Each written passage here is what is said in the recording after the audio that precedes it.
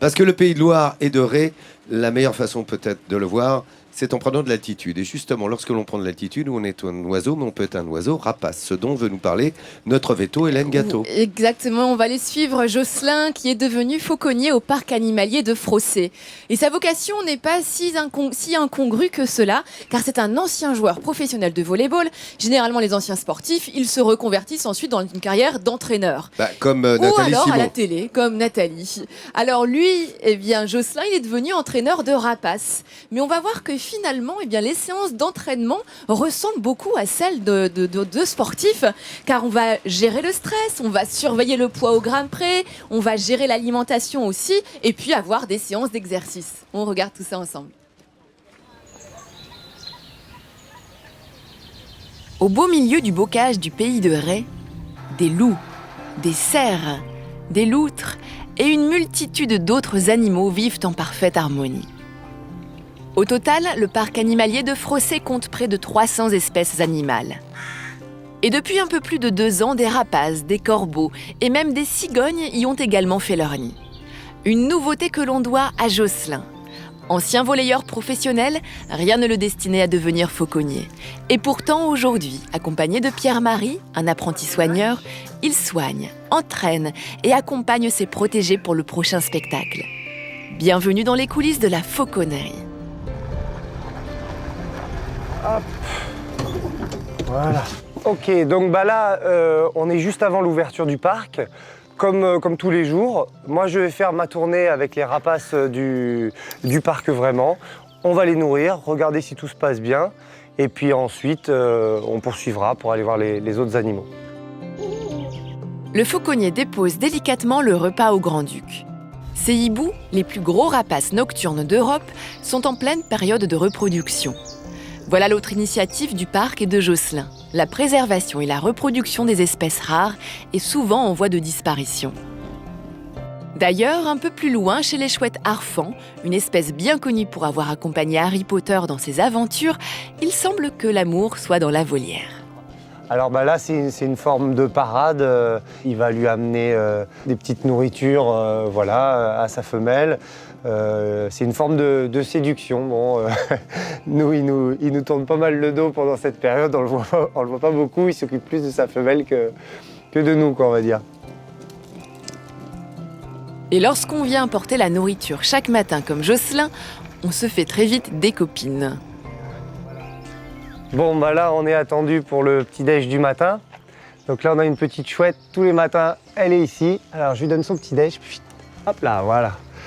Alors, c'est des chouettes qui nous ont été apportées par un fauconnier du côté de Poitiers. Ça, c'est vraiment les petits plaisirs simples de la tournée.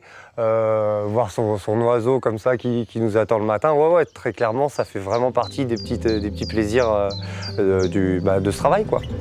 L'affêtage, comprenez le dressage des oiseaux, c'est ce qui passionne le plus Jocelyn. Lui et quelques-uns de ses protégés participent au spectacle quotidien du parc. Ça y est, on a fini la tournée des animaux du parc.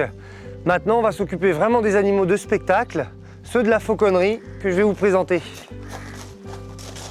Alors, on a Zach, on a Deville et puis on a Marley. Donc celles-ci, elles sont vraiment, vous les verrez tout à l'heure sur scène, et puis toutes les autres qui font partie de la fauconnerie. Ces acteurs un peu particuliers sont surveillés comme de véritables athlètes. Leur poids est vérifié chaque matin, tels des boxeurs avant de monter sur le ring. Elle est à 605, donc ça, c'est un poids qui me va bien pour elle. Mais effectivement, il y a vraiment cette dimension d'athlète, c'est-à-dire qu'on veut qu'il soit puissant, on veut qu'il soit un petit peu comme dans la nature, sur le fil du rasoir. C'est-à-dire dans la nature, tant qu'ils n'ont pas vraiment très très faim, ils vont essayer de s'économiser. Là, c'est un petit peu le même principe. On essaie de trouver vraiment le poids le mieux adapté pour eux.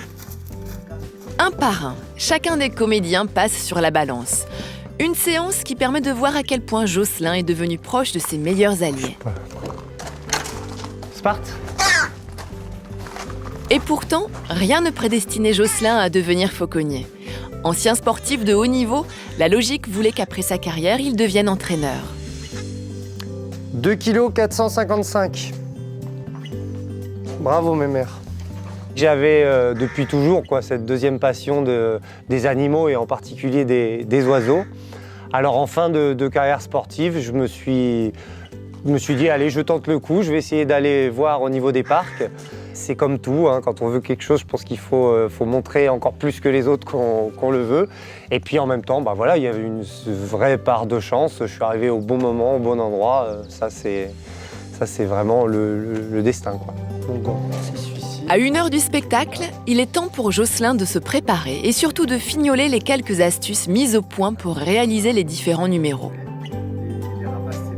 Au départ, on a vraiment entraîné nos oiseaux à leur faire découvrir tous ceux qui seront amenés à voir en spectacle. On avait une scène où on voulait que le spectateur ait l'impression que la buse vraiment vienne attaquer le comédien.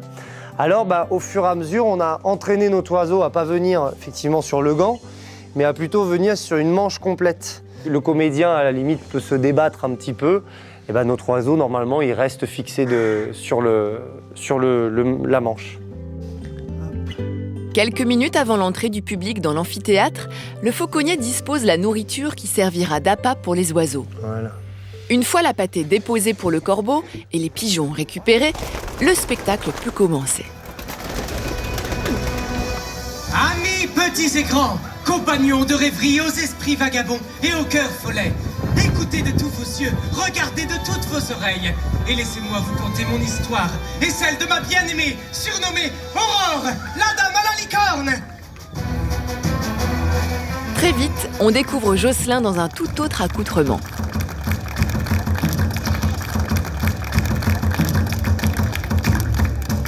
Souiller ma fille de tes yeux. Que dirais-tu que mon rapace? Tu les crèves! Non, non, non, non, non, au secours, aidez-moi! Aidez-moi s'il vous plaît, venez vite. Pendant près de 40 minutes, le public n'y a vu que du feu. Les oiseaux de Jocelyn ont joué leur rôle à la perfection. De la corneille jusqu'à l'envolée de pigeons, les grands mais surtout les petits ont été émerveillés. Quand il voulait une noblette, ils se sont bagarrés. Donc après il l'a attaché avec ce truc là. Et ensuite il a appelé des corbeaux pour qu'ils viennent le picorer la tête. Pour Jocelyn, sa reconversion ne pouvait pas mieux se dérouler. Aujourd'hui, malgré des journées à rallonge, l'ancien volleyeur devenu fauconnier ne regrette rien. À la fois, on se stresse beaucoup quand on se dit bon alors qu'est-ce qu'il faut faire, qu'est-ce qu'il faut corriger parce qu'il faut que ça marche, etc. Donc c'est beaucoup de stress de temps en temps, surtout au moment de la préparation. Par contre, effectivement, quand le spectacle il est réussi, qu'une scène elle passe vraiment bien, là ouais vraiment il y a un petit truc qui se fait à l'intérieur. On se dit bon c'est bon, on a bien bossé cette fois-ci. Après 2 années au sein du parc, Jocelyn a su trouver sa place au milieu de ses oiseaux. C'est toujours fascinant et je sais que tu aimes vraiment ça, Laurent, hein, toi, la fauconnerie, qu'est-ce que j'aime ça. l'art de dresser comme ça les rapaces. Et ce qui est assez étonnant, c'est que ça ne repose absolument pas sur l'affectivité qu'il peut y avoir entre l'homme et l'animal. C'est tout autre chose qui est nécessaire pour les prédateurs comme les rapaces qui ne volent que pour se nourrir. Donc du coup, tout joue là-dessus, en fait, sur l'alimentation, sur l'appât qu'ils vont pouvoir venir chercher en volant et également, bien entendu, sur la complicité et l'assiduité que le fauconnier va avoir avec ses animaux. Avec les animaux. Voilà, pour pouvoir les entraîner tous les jours, bien comprendre leur comportement, mesurer ses gestes. C'est pas comme un chien qui va se mettre sur le dos pour obtenir des caresses, ça n'a rien à voir. C'est très vraiment, indépendant. C'est vraiment un art à part, un art à part, et ils sont très indépendants. Et pour ce travail qu'il fait au quotidien, eh bien, je voulais remettre un talent à Jocelyn, cet ancien joueur professionnel de volleyball qui a réussi sa reconversion avec grand succès. Voilà pour vous, Jocelyn. Et pour toute votre équipe bravo. et tous vos oiseaux aussi. Petite précision, docteur, j'ai appris un mot grâce à toi, affêtage. Affêtage, oui. Qui veut dire Ça veut dire le dressage des oiseaux. dressage sens des général, oiseaux. tout à Au fait. sens général, Ouais. ça marche pour tous les oiseaux. Ouais. Merci beaucoup. Voilà, une étymologie qui vous servira, je vous le souhaite en tous les cas,